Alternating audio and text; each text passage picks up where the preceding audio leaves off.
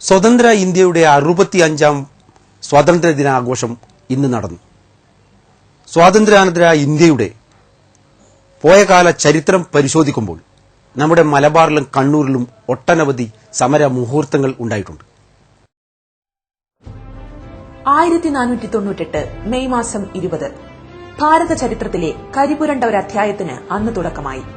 അന്നാണ് വാസ്കോഡഗാമ എന്ന പോർച്ചുഗീസ് നാവികൻ കോഴിക്കോടിനടുത്ത കപ്പക്കോട് എന്ന കാപ്പാട് കടൽത്തീരത്ത് കപ്പലിറങ്ങിയത്. ആ സംഭവം വിദേശ ശക്തികളുടെ നമ്മുടെ നാട്ടിലേക്കുള്ള കടന്നുകയറ്റത്തിന് നാന്ദിയായി.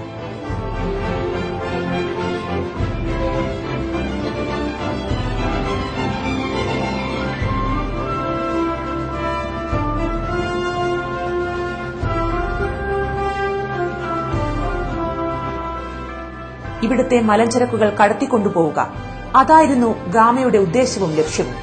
കോഴിക്കോട് സാമൂതിരിയുമായി കച്ചവട ബന്ധം അസാധ്യമെന്ന് വന്നപ്പോൾ ഗാമ കപ്പൽ വടക്കോട്ട് തിരിച്ചുവിട്ടു. അടുത്ത ലക്ഷ്യം കോലത്തിരി രാജാവായിരുന്നു. അറക്കൽ മുസ്ലിം രാജവംശമായതിനാൽ കണ്ണൂരിൽ കപ്പലിറങ്ങാൻ ഗാമയ്ക്ക് ധൈര്യം വന്നില്ല. ഗാമ ദൂതൻ വഴി കോലത്തിരി രാജാവിനെ വിവരം ധരിപ്പിച്ചു.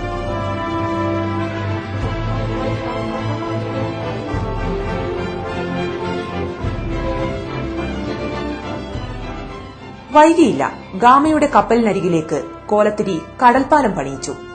കടലിലും കടൽപ്പാലത്തിലുമിരുന്ന് കോലത്തിരിയും ഗാമയും തമ്മിൽ കച്ചവട സന്ധി. ഗാമയുടെ കപ്പലിൽ ഇവിടുത്തെ ഏലവും കുരുമുളകും മറ്റ് സുഗന്ധദ്രവ്യങ്ങളും നിറഞ്ഞു.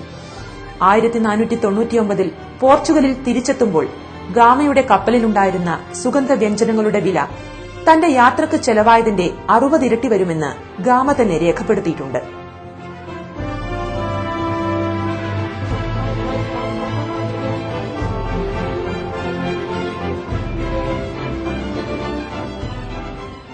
ഗാമയുടെ സന്ദർശനത്തെ തുടർന്ന് കച്ചവടക്കണ്ണുള്ള മറ്റു വിദേശ ശക്തികളും ഇവിടേക്ക് കപ്പൽ ഓടിച്ചതാണ് പിന്നീടുള്ള നാളുകളിൽ അധിനിവേശത്തിനും പിടിച്ചടക്കലിനും വഴിമരുന്നിട്ടത്.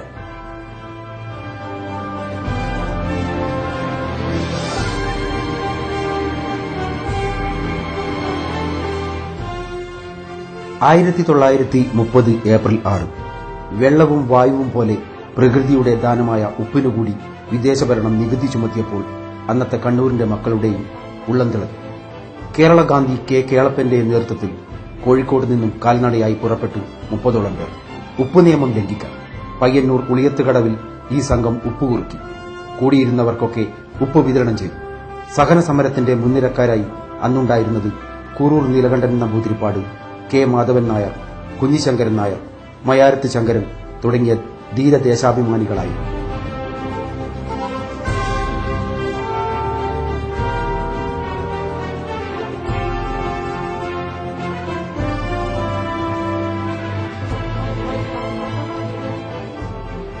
സാമുവൽ ആറോൺ എന്ന വ്യവസായി ജാഥാംഗങ്ങൾക്ക് ഭക്ഷണം ഉൾപ്പെടെയുള്ള സകല സൌകര്യങ്ങളും ചെയ്തു കൊടുത്തു.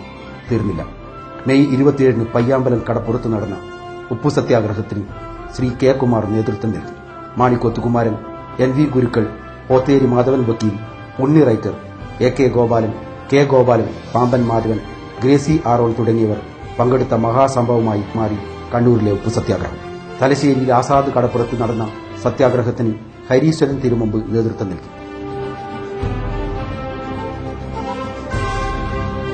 ഇന്ത്യൻ സ്വാതന്ത്ര്യ സമര ചരിത്രത്തിലെ രജതരേഖയായി നിൽക്കുന്നു കണ്ണൂരിലെ ഉപ്പു സത്യാഗ്രഹമെങ്കിലും ചരിത്ര സത്യാന്വേഷികൾ അർഹിക്കുന്ന പരിഗണന നൽകിയില്ല.